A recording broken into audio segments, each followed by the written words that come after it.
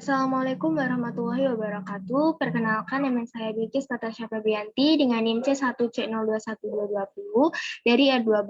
Di sini saya ingin mempresentasikan tugas mata kuliah perpajakan 1, yaitu tentang cara menghitung pajak, yaitu sebagai berikut.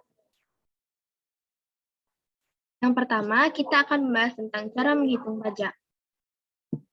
Dasar dari perhitungan pajak adalah penghasilan kena pajak. Apabila perusahaan mengalami kerugian, maka atas kerugian tersebut harus dilakukan kompensasi kerugian. Menurut undang-undang, terdapat 4 sumber pendapatan yang dapat diakui. Yang pertama, penghasilan dari usaha dan kegiatan.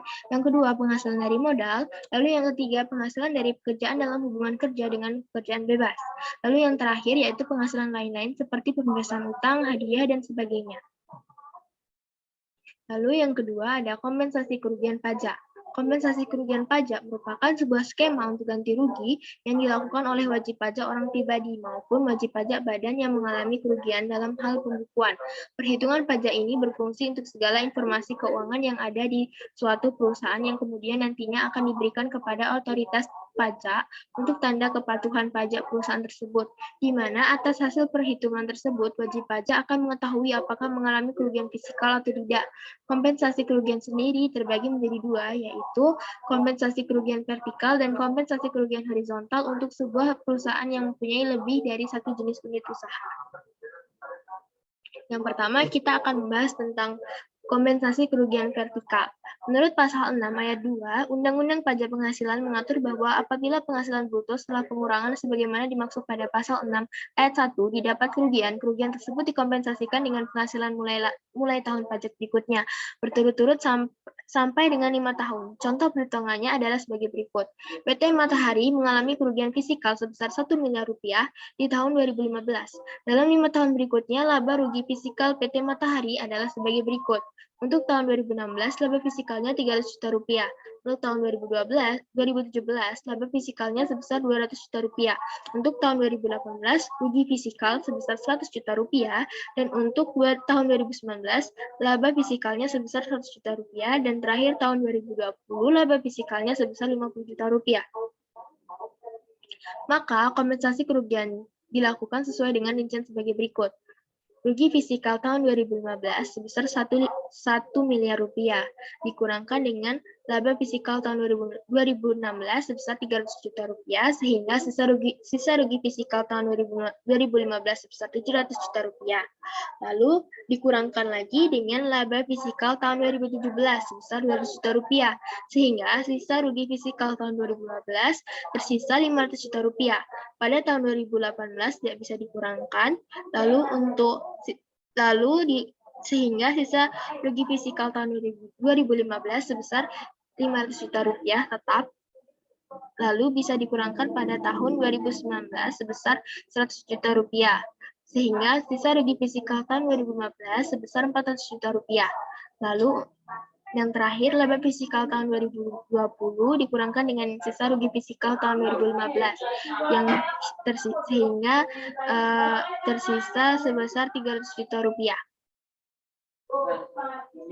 Berdasarkan perhitungan di atas, maka bisa dilihat bahwa kerugian fisikal yang diderita pada tahun 2015 masih tersisa sebesar 350 juta, karena masa kompensasi hanya berlaku 5 tahun berturut-turut.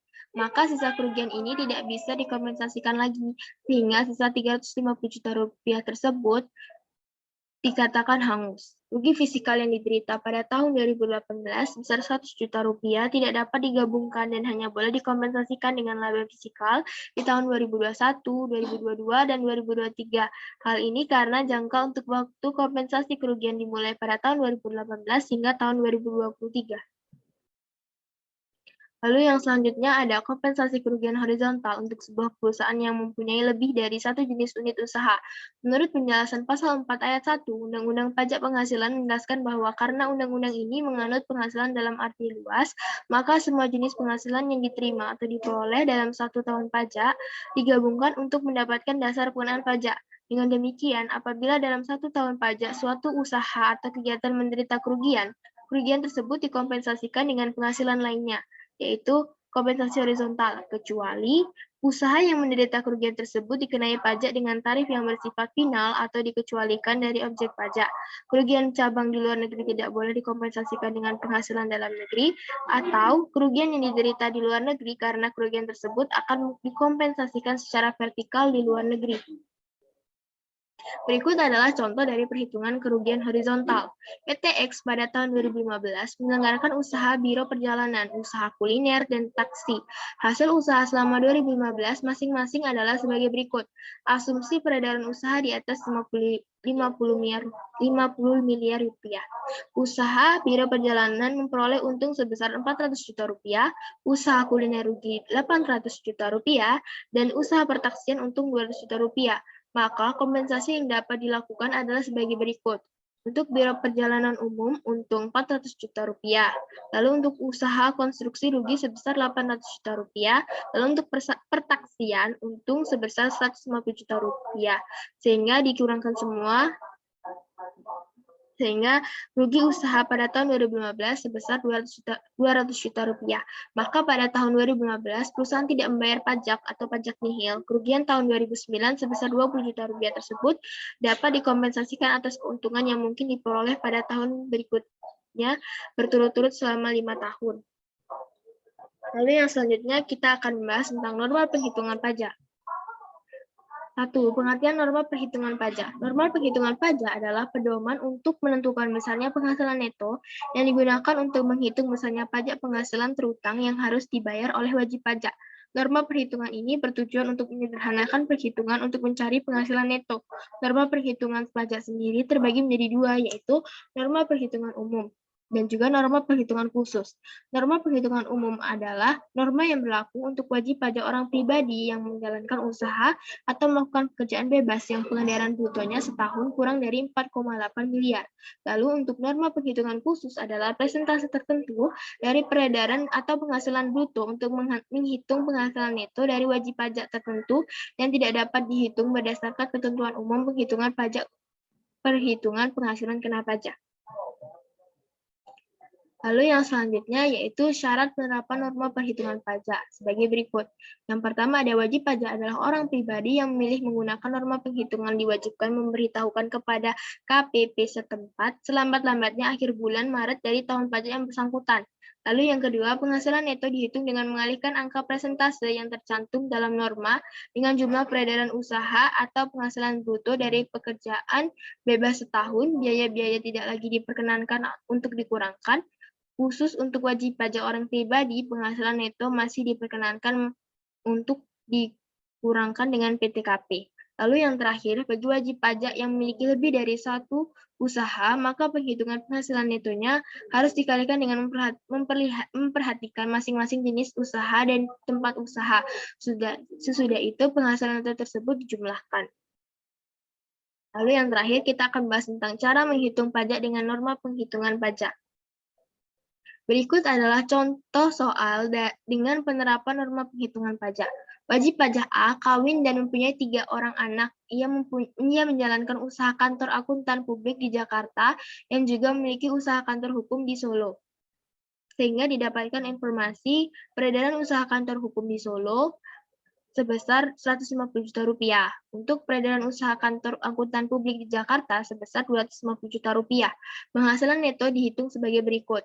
Dari usaha kantor hukum, 50% dikali 150 juta rupiah, sehingga sebesar 75 juta rupiah. Dari usaha kantor akuntan publik, 50% dari 250 juta rupiah, hasilnya yaitu 125 juta rupiah. Sehingga didapatkan jumlah penghasilan neto sebesar 200 juta rupiah yang diperoleh dari 125 juta rupiah ditambah dengan 75 juta rupiah.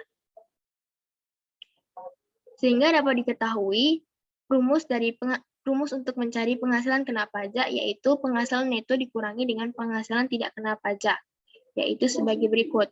Penghasilan neto yaitu sebesar 200 juta rupiah dikurangi dengan penghasilan tidak kena pajak sebesar 48 juta rupiah, yang hasilnya 152 juta rupiah.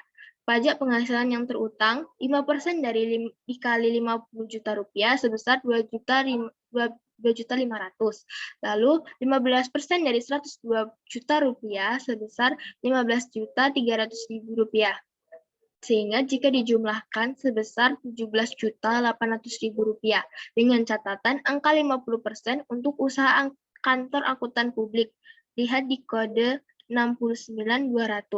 Lalu untuk angka 50% untuk lihat di kode 69100. Istri dan juga istri tidak mempunyai penghasilan. Sekian dari presentasi saya. Apabila ada kesalahan dan kekurangan saya mohon maaf. Wassalamualaikum warahmatullahi wabarakatuh.